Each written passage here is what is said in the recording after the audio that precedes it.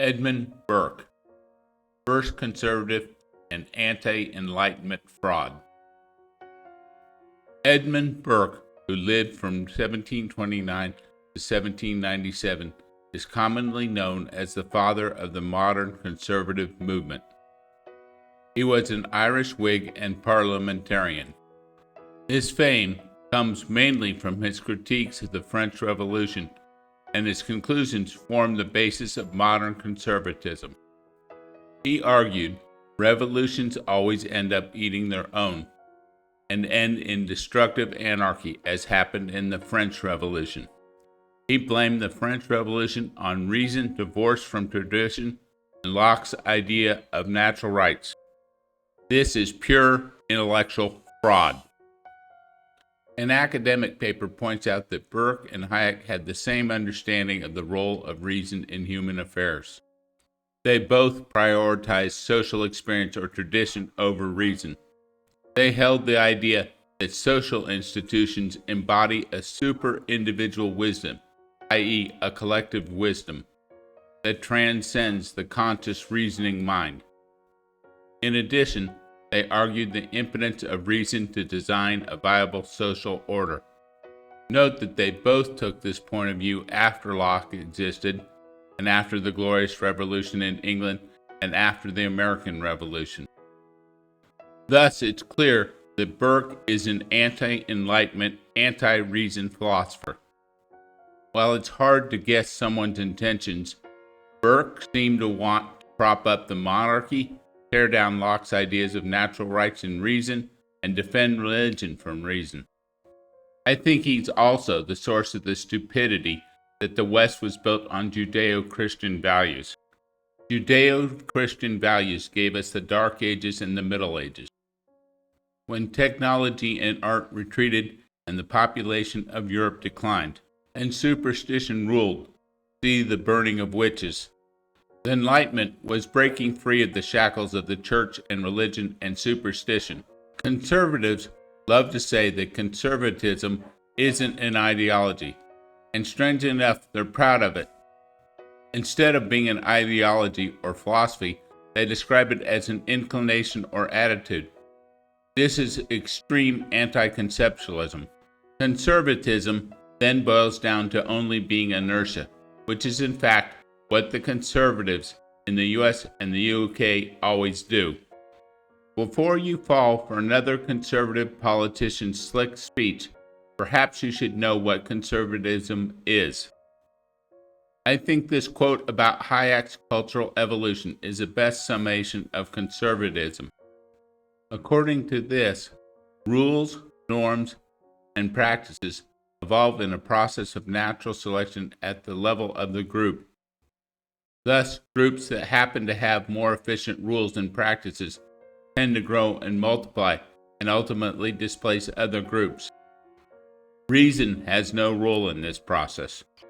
Notice that this is an inherently collectivist idea. This is why, despite electing Republicans/conservatives over and over again, they never got rid of the Department of Education, they never got rid of Obamacare, they never prosecuted Lois Lerner or James Comey or Fauci, because you can't use reason to determine what is and isn't or should and shouldn't be. All you can do is wait and see what happens according to this theory. This is why electing so-called conservative politicians is a completely useless idea, and this is why we complain about the Uniparty. Because in fact, conservatives are not in any meaningful way in opposition to the socialist scum. They are part of the socialist scum. They just want to move slower. And I believe this is why Millet never described himself as a conservative. So how did Burke pull off this fraud? Part of it, I believe, is because he was essentially supporting the monarchy and the church, so the power centers were happy to try to push back against Locke's idea of natural rights and reason. But in addition, he lied about and mischaracterized the French Revolution. The French Revolution's main philosophical hero was Jean-Jacques Rousseau, who felt that civilization was a corrupting influence. He emphasized the importance of feelings instead of the importance of reason. Rousseau was the opposite of Locke. The so-called rights of man were completely meaningless. Rousseau did not believe in individual rights. He states, "Liberty cannot mean freedom to do what one wants. It must mean blending in with the general will, which has an absolute right to command us." This is a collectivist idea, not individual or natural rights. It's socialism in the form of direct democracy.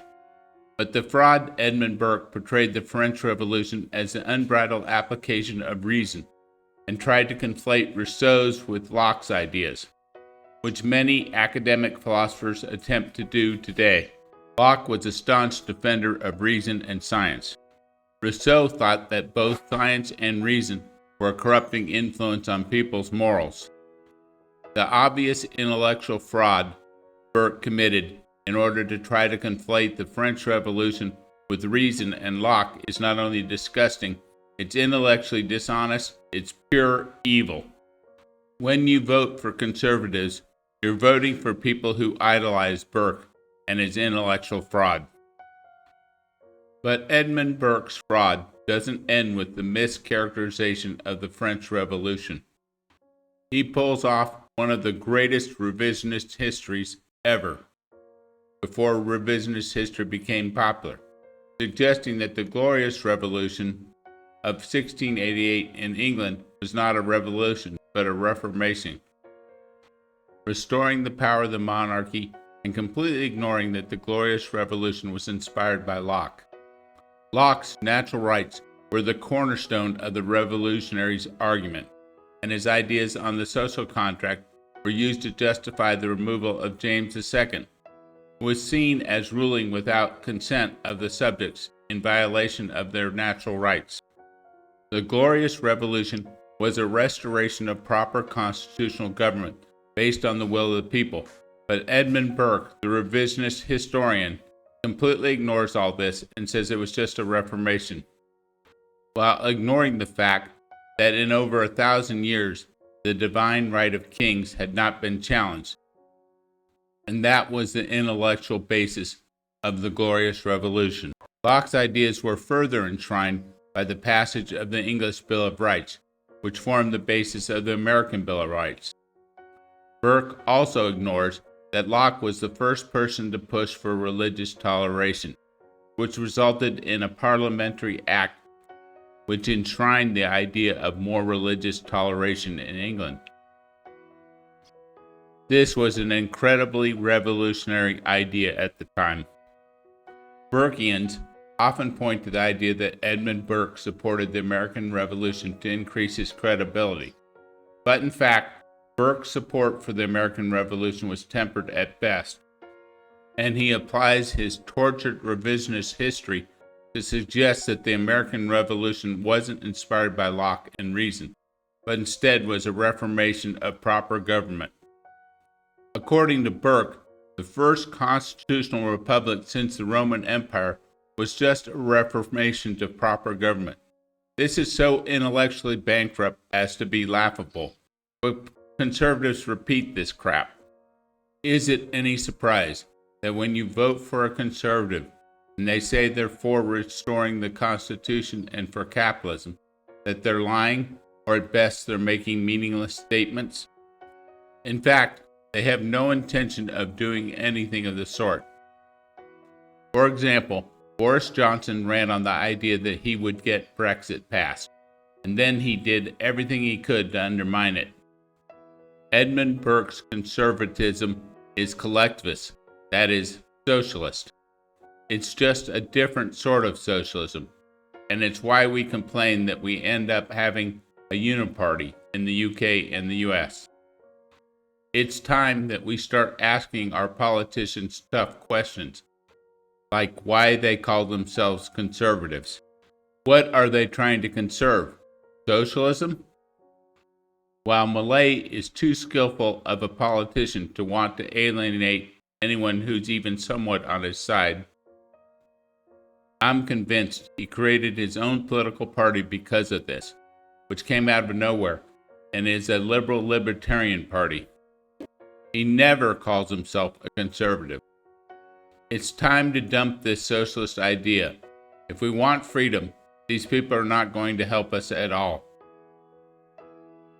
Long live freedom, damn it.